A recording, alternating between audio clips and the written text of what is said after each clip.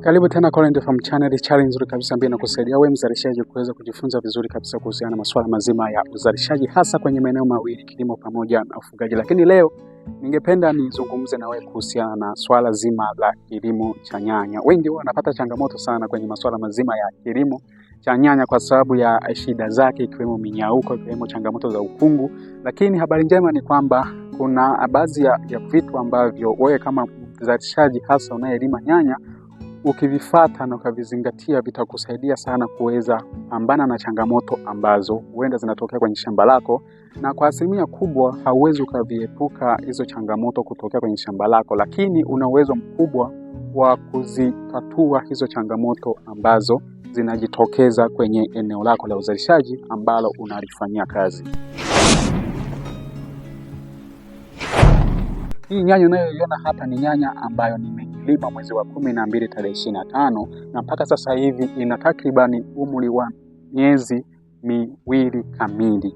Tarehe 26 mwezi wa 2 2026 ndio imekamilisha miezi miwili. Unaweza ukaiangalia ni nyanya ambayo imekizi baadhi ya viwango ambavyo huenda kama mtu ambaye unajua jinsi ya kuhudumia nyanya unaweza kuwa ni shahidi kwamba kuna baadhi ya vitu ambavyo imevizingatia mpaka unavyoiona sasa hivi inaendelea kufanya vizuri.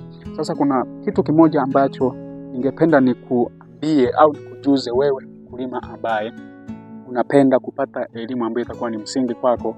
Na unapoangalia hapa chini tofauti kubwa kati ya wakulima jinsi ambavyo wanalima nyanya huwa inakuwepo chini ambapo wanaipanda nyanya yao. Unaweza ukawa unaangalia hapa chini, hii ni nyanya ambayo tayari imeshapandwa. Unaweza ukaangalia urefu wake ni mrefu kubwa sana mpaka huko juu kama jinsi ambavyo unaona, lakini tofauti yake ipo kwenye upande wa kuipanda nyanya. Na tofauti yake ni ikoje? Jinsi ambavyo utaandaa udongo wako hapa chini ndivyo itakavyojulisha hiyo nyanya itasitawi kwa namna gani. Kwa uzoefu wangu wa kulima nyanya mpaka sasa hivi umeona ipo vizuri namna hii, ni jinsi ambavyo niliweza kutengeneza udongo ambao umekizi vigezo kwa ajili ya nyanya kuweza kupata mahitaji yake ya msingi mpaka kufika hatua ambayo sasa hivi unaiona imekuwa. Jinsi ambavyo nimefanya ni kwamba kuna ufugaji ambao unaufanya ufugaji wa kuku. Kwa hiyo mbolea ambayo ilikuwa inapatikana kwenye ufugaji wa kuku ndio mbolea ambayo nilikuja kuitumia wakati wa kuipanda nyanya. Unaweza ukaiona mbolea yenyewe ambayo nimeitumia kwenye nyanya hii ni mbolea ya kuku ambayo unaweza ukaiona hii hapa. Hii ni mbolea ambayo ina mchanganyiko wa kinyesi cha kuku pamoja na malanda ya mbao, na ni mbolea ambayo ni safi kabisa kwa ajili ya uzalishaji wa zao la nyanya kama unataka matokeo makubwa. Nilichokifanya mwanzo kabisa kabla sijaiweka hii nyanya kwenye haya matuta, nilihakikisha hapa chini kwenye udongo nimeweka angalau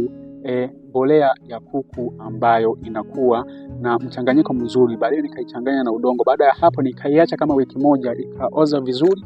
Baadaye nikaja kuipanda nyanya yangu. Na jinsi ambavyo itajulisha kwamba nyanya yako imepata matokeo mazuri ni jinsi ambavyo itaonyesha baada ya wiki 2 na kuendelea.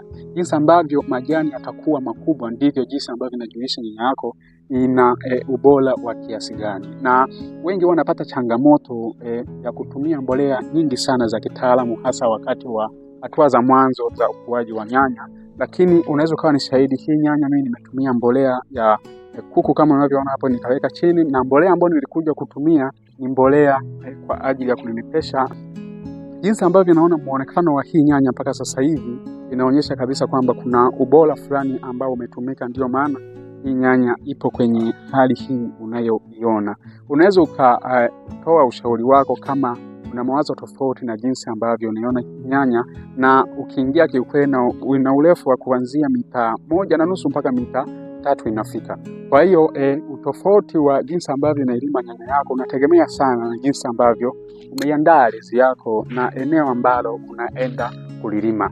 Lakini kwa upande mwingine hii ni nyanya ambayo niliweza kuzitofautisha, sikuzilima zote kwa wakati mmoja, ila niliweza kuzitofautisha ili kusudi inirahisishie wakati wa kuvuna pasiwepo na changamoto ya nyanya inakaa bila kwenda sokoni. Kwa hiyo niliamua kutofautisha ili kusudi hata jinsi ya kuihudumia iwe ni rahisi kabisa.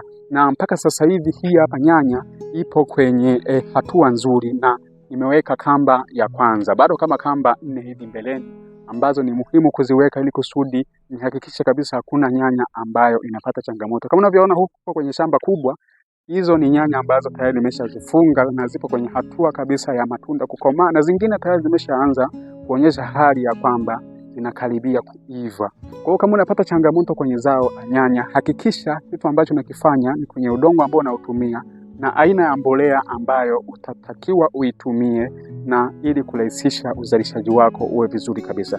Asante sana. Kama una comment au una ushauri, unaweza kuniandikia hapo chini ili kusudi tuweze kujifunza pamoja. Lakini pia kama umejifunza kitu, unaweza kuniandikia hapo chini niweze kusoma pia na mimi niendelee kujifunza kuhusiana na masuala mazima ya uzalishaji. Asante sana, tukutane katika video nyingine.